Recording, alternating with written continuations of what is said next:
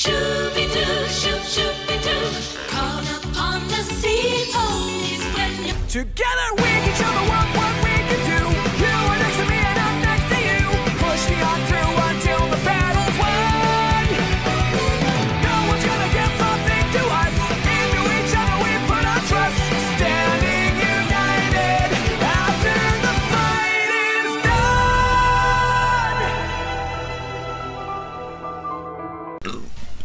Hey, what's going on, guys? It's me, the Ninja Reviewer here. Time for another exciting review of My Little Pony Season 8, Episode 6 review. I gotta say, when it comes to watching this week's episode, I gotta say, when it comes to this particular scenario, what this really implies is that their parents are divorced when it comes to Terra Mars. Terra Mars. Terra Mars. I'm thinking of that bug anime for some reason. Terra Mars. When it comes to Terra Mars' parents, it kind of looks like it's this whole scenario. Like, people are like, oh, you know, it's just a whatever cute, adorable episode. But if you really pay attention to it, and by the way, yes, this is one of the episodes that was leaked the very end of last year, December, where most of Season 8 stuff was leaked. And this is the first one where it finally has everything with the completed audio included. So when it comes to this episode and now seeing it in its full glory, watching it again in its full glory with all the audio, I gotta say, like, this is actually a very, very deep lesson. Like, I'm not gonna lie, the lesson was kind of, it hits for a lot of people, especially when it comes to a kid who's trying to decide whether to live here or there when it comes to parent separation. Now, a lot of people didn't really realize that when they watched the episodes.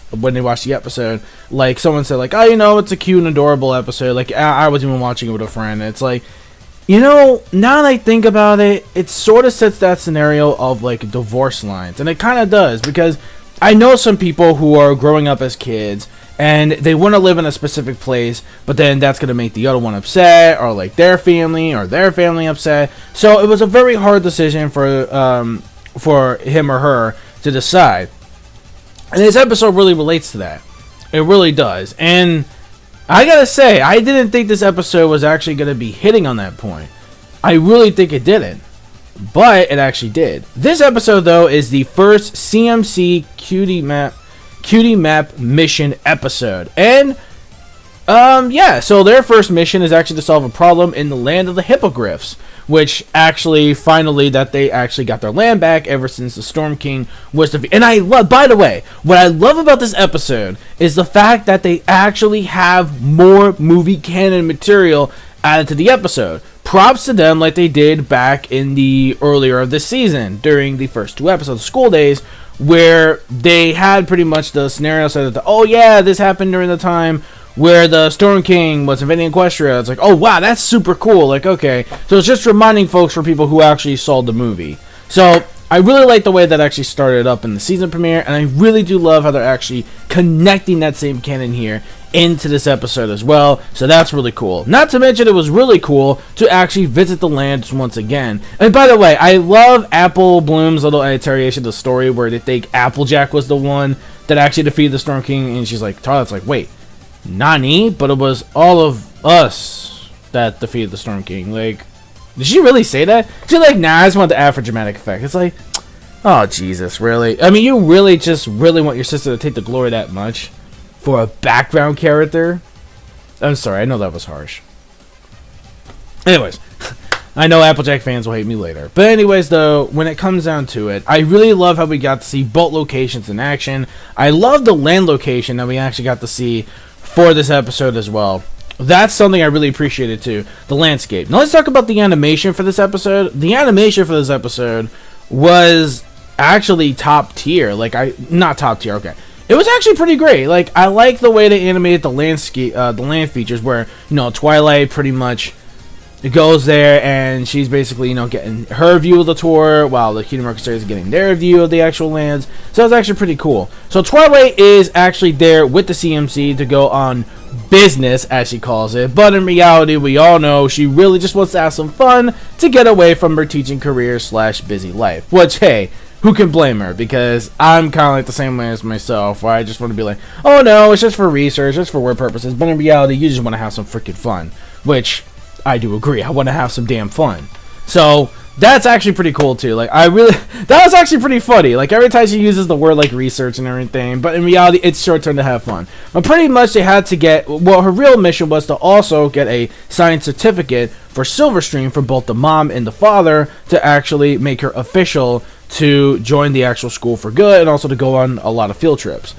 So that's what's going on. So Miramar pretty much sees that, well, he's having a bit of trouble. He's having a trouble deciding whether to live on the land or on the sea. So I really did like, and of course, we got the awesomeness, which is the big highlight of the episode. Well, we already saw Twilight do it in the movie, obviously, but now we have the CMC as sea ponies. Shooby-doo, shoop, shooby-doo. Call upon the sea ponies when you're in distress. Yep, the sea pony shooby-doo, shoo-doo-dee-wah. Or in this case, Under the sea, under the sea. There'll be no accusations, just friendly crustaceans under the sea. anyways, so when it comes to that though, we have actually what's going to happen. Okay, so after all that, we see that everyone's exploring, and it was really cute just to see Skirly just explore the ocean around. It's really adorable, but I feel so bad because I think that's the only time she's going to feel a sense of freedom, which kind of sucks because she's always grounded. I know, that was a bad pun. I know, just deal with it. Anyways, so when it comes to that also,